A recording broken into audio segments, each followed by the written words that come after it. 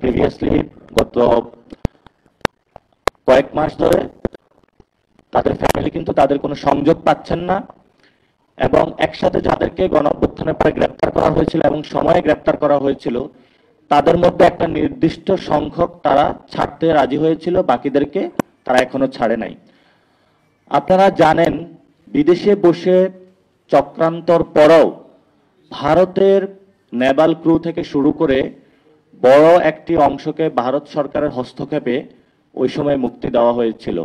আর বাংলাদেশের পক্ষে দাঁড়িয়ে সাধারণ সোশ্যাল মিডিয়ায় কথা বলার জন্য, বাংলাদেশের জনমানুষের যারা শহীদ হয়েছে তাদের প্রতি সম্মান জানানোর জন্য, আহতদের সাথে সম্মান জানানোর জন্য আমাদের অনেক ভাই কারাগারে রয়েছেন, কিন্তু আমাদের প্রবাসী কল্যাণ মন্ত্রণালয়, পররাষ্ট্র মন্ত্রণালয় এবং সেখানে আমাদের যে কনসুলার অফিস রয়েছে, এম্বাসি রয়েছে, তাদের সক্রিয় উপস্থিতি আমরা এই সময় লক্ষ্য করছি না।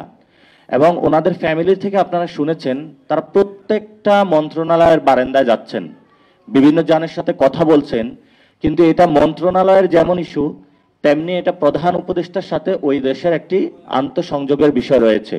অর্থাৎ মন্ত্রণালয়ে যদি ডিরেক্ট ওই দেশের সাথে চ্যানেল ক্রিয়েট করতে পারবে, কিন্তু ওই দেশের যিনি সরকার রয়েছেন তিনি যদি ক্ষমা করেন তাহলে তারা বাংলাদেশে ফেরত আসতে পারবেন, যেহেতু তাদের রুলস রেগুলেশন রয়েছেন। তো সেই ক্ষেত্রে আমরা আজকের ফ্যামিলি যারা রয়েছেন তারা আমাদের অফিসে এসেছেন, আমাদের সাথে কথা বলেছেন।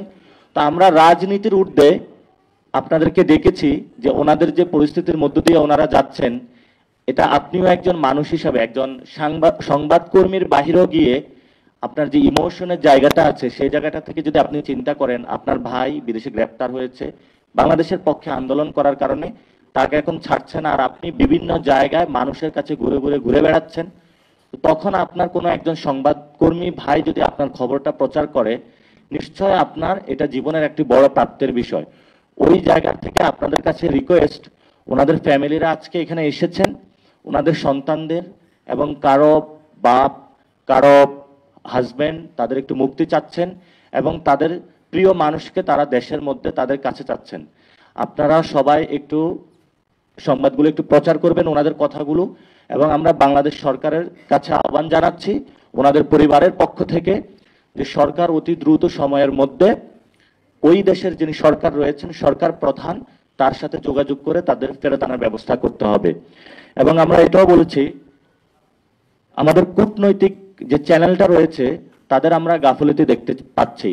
সেই ক্ষেত্রে যে কনসার্ন মিনিস্ট্রি রয়েছে, পররাষ্ট্র এবং প্রবাসী কল্যাণ এবং স্বরাষ্ট্র মন্ত্রণালয়, এই তিনটি মন্ত্রণালয়ের যৌথ উদ্যোগে সেখানে যে কনসুলার অফিস রয়েছে তাদের সাথে চ্যানেল ক্রিয়েট করে তারা কেন গড়িমসি করছে, সেখানে কোনো ফেসিবাদের দোষর রয়েছে কিনা সেখানে খোঁজ নিয়ে তড়িৎ কর্মা করে আমাদের ভাইদেরকে আমরা ফেরত চাই।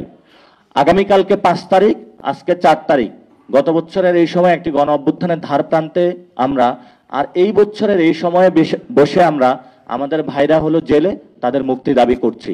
তা আমরা আজকে এমন কোনো কিছু বলছি না যে আমরা কোনো কঠোর কর্মসূচি বা কোনো কিছুতে যাব, কারণ বাংলাদেশে যদি গণতান্ত্রিক প্রক্রিয়ায় কোনো দাবি উত্থাপন করা হয় এটা কানে যাচ্ছে না।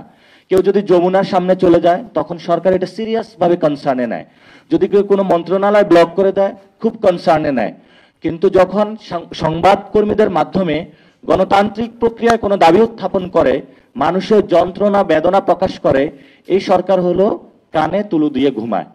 এই জন্য আগামীকালকে 5 তারিখ সরকার থেকে আমরা আহ্বান জানাচ্ছি দ্রুত সময়ের মধ্যে আপনারা তাদেরকে আশ্বাস দিন কিভাবে আপনারা তাদেরকে ফেরত আনবেন। আমরা আমাদের ভাইদেরকে ফেরত চাই, আমাদের বোনদের স্বামীদেরকে ফেরত চাই।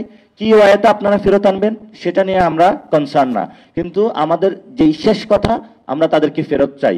কারণ গণ অভ্যুত্থানের এই মানুষকে যদি আমরা ফেরত না নিয়ে আগামী কালকের যে 5 তারিখের অগাস্টের প্রোগ্রাম হতে যাচ্ছে সেই প্রোগ্রামের কোনো সফলতা আমরা কামনা করি না।